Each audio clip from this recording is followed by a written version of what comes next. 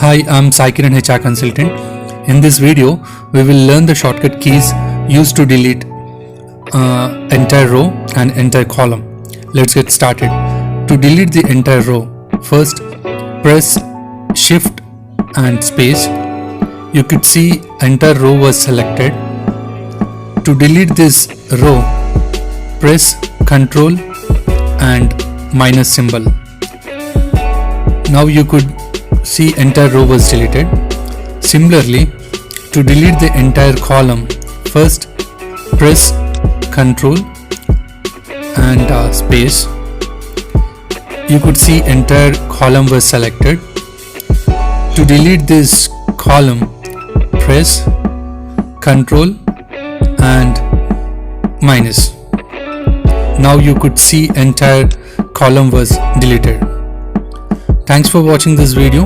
Do click on subscribe and bell icon to follow my next videos.